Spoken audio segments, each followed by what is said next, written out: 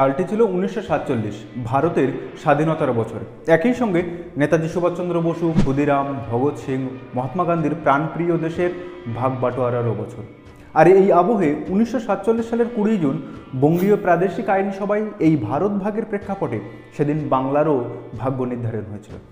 মোহাম্মদ আলী জিন্নার মুসলিম লীগ স্পষ্টভাবে জানায় যে এই বাংলা পশ্চিম পাকিস্তান অর্থাৎ অধুনা বাংলাদেশের সঙ্গে যুক্ত হবে, কিন্তু বেঁকে বসেন সেই সময়কার বাংলার সংখ্যাগরিষ্ঠ হিন্দুরা।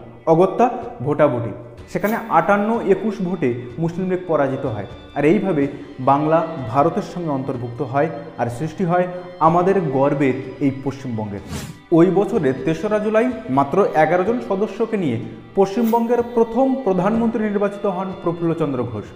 আর ওই 1947 সালের আগস্ট থেকে 1950 সালের জানুয়ারি পর্যন্ত পশ্চিমবঙ্গের মাত্র 2 জন প্রধানমন্ত্রী নির্বাচিত হয়েছিলেন। কিন্তু শুনলে অবাক হবেন, প্রফুল্লচন্দ্র ঘোষের 5 মাসের প্রধানমন্ত্রীর স্থায়িত্বের পর যিনি দ্বিতীয় প্রধানমন্ত্রী হয়েছিলেন তাকে আমরা সকলে পশ্চিমবঙ্গের রূপকার হিসাবে মানি। হ্যাঁ, তিনি ছিলেন ডক্টর বিধানচন্দ্র রায়। নমস্কার, আমি প্রদীপ। অনুভবের সফর চ্যানেলে আপনাদের সকলকে স্বাগত। আর যারা এখনও আমাদের চ্যানেলে নতুন তারা অবশ্যই চ্যানেলটি সাবস্ক্রাইব করে আমাদের পাশে থাকবেন। চলুন তাহলে আজকের ভিডিওতে জেনে নিই যে পশ্চিমবঙ্গের মুখ্যমন্ত্রী কিভাবে নির্বাচিত হন এবং তার কি কি ক্ষমতা থাকে, কিংবা আমি যে প্রথমেই বললাম যে পশ্চিমবঙ্গের মুখ্যমন্ত্রী আদতে প্রধানমন্ত্রী, এই কথাটি কতখানি সত্য। আমি কি শুধুমাত্র ভিডিওর ভিউজ বাড়ানোর জন্য এই ধরনের থাম্বনেল বা এই ধরনের শব্দ প্রয়োগ করছি, নাকি এর পিছনে অন্য কোনো কারণ রয়েছে? তো এই সব প্রশ্নের উত্তর আজকে খুঁজে নেব এই ভিডিওতে। চলুন তাহলে শুরু করা যাক।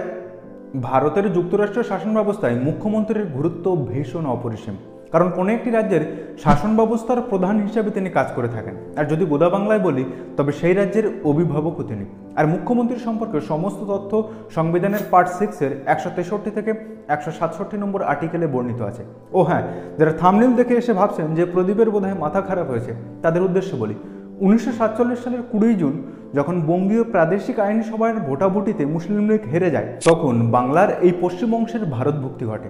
যেহেতু ব্রিটিশ শাসনের শুরু থেকে বঙ্গভঙ্গ পর্যন্ত অবিভক্ত ভারতের রাজধানী ছিল কলকাতা, তাই যখন পশ্চিমবঙ্গের নতুন নামকরণ হয় তখন ব্রিটিশ রাজত্বের ধারা অনুসারে 1950 সালের জানুয়ারি মাস পর্যন্ত এই পদের প্রচার ছিল।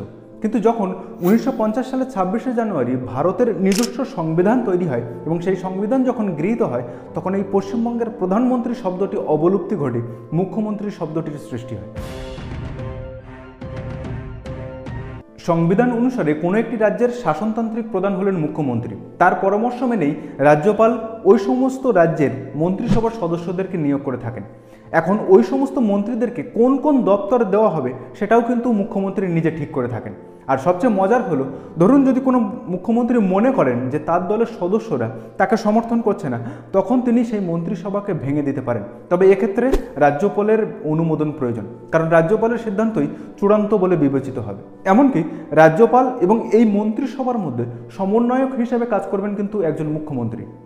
আর মুখ্যমন্ত্রী যদি মনে করেন তবে গুরুত্বপূর্ণ কিছু দপ্তর যেমন শিক্ষা, স্বাস্থ্য, পুলিশ, স্বরাষ্ট্র, এই সমস্ত দায়িত্বগুলোকে নিজের কাছে রেখে দিতে পারেন। যেমন আমাদের বর্তমান রাজ্যের মুখ্যমন্ত্রী মমতা বন্দ্যোপাধ্যায় একই সঙ্গে শিক্ষা, স্বাস্থ্য, স্বরাষ্ট্র, পুলিশ, তথ্য সংস্কৃতি, পার্বত্য অঞ্চল, কৃষি, বিদ্যুৎ এবং সংখ্যালঘু ও মাদ্রাসা শিক্ষার মন্ত্রী হিসেবে দায়িত্বভার পালন করে চলেছেন। এর পাশাপাশি রাজ্য পার্লামেন্ট, যেটিকে বিধানসভা বা লেজিসলেটিভ অ্যাসেম্বলি বলা হয়, এবং উচ্চকক্ষ যেটা বিধান পরিষদ, বর্তমানে যেটি মাত্র ভারতের 6টি রাজ্যে বর্তমানে আছে। তো এই সমস্ত ক্ষেত্রগুলিতে বিধানসভা বা বিধান পরিষদে সেই সরকারের রাজনৈতিক দলের প্রধান হিসেবেও মুখ্যমন্ত্রী দায়িত্ব সামলে থাকেন। ভারতের যুক্তরাষ্ট্রীয় কাঠামোয় সংবিধান অনুসারে কোনো রাজ্যের সাংবিধানিক প্রধান হিসেবে রাজ্যপালের অবস্থান থাকলেও দেখা যায় তিনি এক প্রকার কাঠের পুতুল। তার পরিবর্তে রাজ্যের শাসনতান্ত্রিক এবং আইনতান্ত্রিক ব্যবস্থার প্রতিভূ হিসেবে মুখ্যমন্ত্রী সমস্ত দায়িত্ব সামলান। তবে মুখ্যমন্ত্রীকে এই পদের জন্য বেশ কিছু ক্রাইটেরিয়া ফুলফিল করতে হয়। যেমন ওই ব্যক্তিকে অবশ্যই ভারতের নাগরিক হতে হবে, তার বয়স কমপক্ষে 25 বছর হতে হবে, ব্যক্তিকে রাজ্য আইনসভার যে কোনো কক্ষ, হয় বিধানসভা নয় বিধান পরিষদ থেকে নির্বাচিত হয়ে আসতে হবে। আর যদি মুখ্যমন্ত্রী পদে তিনি আসীন হন, কোনো ক্ষেত্রে ভোটে না জিতে, তবে 6 মাসের মধ্যে এই দুটি যে কোনো একটি কক্ষ থেকে তাকে নির্বাচিত হয়ে আসতে হবে। এখানেই শেষ নয়, যদি ওই ব্যক্তির যে রাজনৈতিক দল থেকে তিনি আসছেন সেই রাজনৈতিক দলের সমস্ত মেম্বারদের সংখ্যাগরিষ্ঠতার ভিত্তিতে তাকে নির্বাচিত করতে হবে। যদি তাকে নির্বাচিত না করা যায় তখন রাজ্যপাল ওই রাজনৈতিক দলের প্রধানের সঙ্গে কথা বলে একজনকে মুখ্যমন্ত্রী পদে নির্বাচিত করে থাকেন।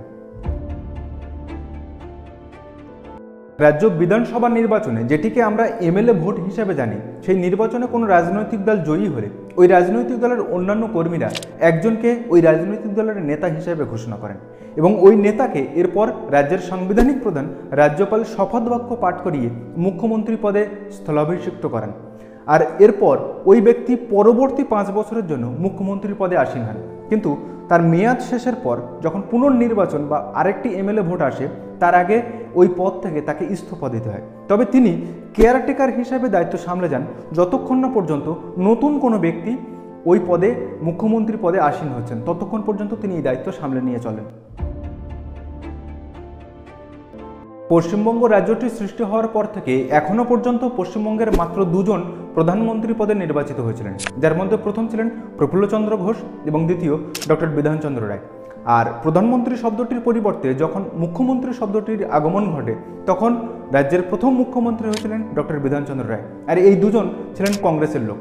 আর সবচেয়ে কম দিনের জন্য পশ্চিমবঙ্গের মুখ্যমন্ত্রী হয়েছিলেন অজয় কুমার মুখোপাধ্যায়, মাত্র 87 দিনের জন্য।